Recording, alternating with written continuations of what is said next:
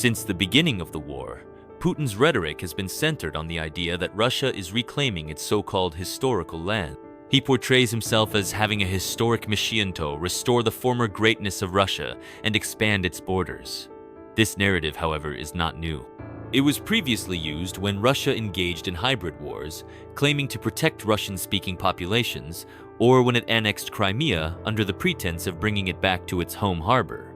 Despite his claims of expansion, Putin has paradoxically ceded Russian territory to other countries during his time in power without receiving anything in return. This contradiction undermines the argument that he is solely focused on reclaiming land for the benefit of Russia. Throughout his rule, Putin has consistently promoted the idea of a Russian sphere of influence. Even before the full-scale war, he frequently made threats towards the Baltic states. He was particularly frustrated when these countries joined the North Atlantic Treaty Organization, seeing it as a challenge to Russia's regional dominance. Similar grievances were voiced against Ukraine. One of the key justifications for Russian aggression has been the situation of Russian-speaking populations in neighboring countries. In Latvia and Estonia, for instance, there are still residents with a special non-citizen status, mostly Russian speakers, who moved there during the Soviet era. While Russia presents their situation as discrimination, the Baltic states consider this period to be one of occupation, which is why restrictions remain legally enforced. Moscow has long supported pro-Russian separatist movements, a tactic it has used since the early 1990s. The peak of this strategy came in the year 2008, when Russia openly backed separatists in Georgia. This approach became a hallmark of Russian foreign policy, culminating in the annexation of Crimea, which was the most significant territorial move of Putin's rule before the full-scale war in Ukraine. When Russia annexed Crimea, Putin framed it as a great historical victory, claiming to be returning Russian lands and protecting Russian citizens. The move faced little resistance, and Russian society overwhelmingly supported it, seeing it as a bloodless victory. In the year 2022, Russia launched a full-scale invasion of Ukraine, later annexing additional territories. Again, this was framed as a return of historical lands. However, in contrast to Crimea, many of these areas were completely devastated, with entire towns and villages left in ruins, and large portions of the population either displaced or killed. Despite these justifications, the destruction caused by Russian military actions contradicts the narrative of reclaiming and protecting historical lands. Instead of reintegrating thriving regions, Russia has largely gained devastated territories devoid of their original inhabitants. One of the most significant territorial disputes that Russia resolved under Putin was with China in 2005. Historically, parts of the Russian Far East were under Chinese control. Russia expanded eastward, leading to territorial conflicts, which resulted in the Treaty of Nerchinsk in 1689, halting Russian expansion. However, nearly 2 centuries later, taking advantage of China's weakening state, Russia signed the Treaty of Aigun and the Treaty of Peking in 1860, securing control over the Primorye region. China refers to these as unequal treaties imposed by European powers when it was semi-colonized. In the first half of the 20th century, China faced turmoil due to revolutions, civil wars, and conflicts with Japan, losing significant territory. Notably, Mongolia's separation was initially backed by the Russian Empire and later by the Soviet Union.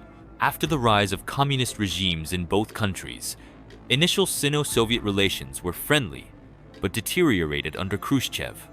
Tensions peaked when Chinese troops invaded Damansky Island on the Ussuri River. The conflict had ideological and practical causes, including fishing rights. With the Soviet Union's collapse, border issues resurfaced. Russia sought to demarcate its border with China, a process that lasted until 2005 and was finalized under Putin. The agreement favored China, granting it around 330 square kilometers of land, including islands on the Amur and Ussuri rivers, such as Damansky Island. This decision sparked mixed reactions. Some politicians saw it as a pragmatic move to improve relations with China and eliminate potential conflicts. Others, particularly from the Communist Party of the Russian Federation, criticized it as a concession of Russian territory.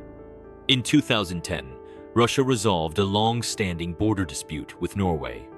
The contested area was near the Norwegian archipelago of Svalbard and Russia's Novaya Zemlya Islands. Although there were no severe conflicts, both nations sought to finalize their border. The agreement favored Norway, which gained access to territories it had claimed. Notably, in 2013, Norway discovered significant hydrocarbon reserves in the previously disputed area estimated at 2 billion barrels of oil, worth approximately $30 billion. Another land transfer occurred in 2010 when Russia ceded the villages of Urian-Uba and Krak-Uba to Azerbaijan. These settlements had been part of the Azerbaijan SSR during Soviet times, but were leased to Dagestan in 1954 for agricultural use, with the agreement extended in 1984. However, the lease ended in 2004, prompting Azerbaijan to request the return of the territories. The transfer was formalized in 2010. Since the early 2000s, concerns have been raised about growing Chinese influence in the Russian Far East. Chinese businesses have been increasingly leasing land for agriculture, as China faces a shortage of arable land. Although Russian law restricts land ownership by foreigners, many Chinese companies lease land for the maximum allowed period of 49 years. Some circumvent restrictions by purchasing land through Russian intermediaries. China's global economic influence has grown through investments in strategic assets worldwide.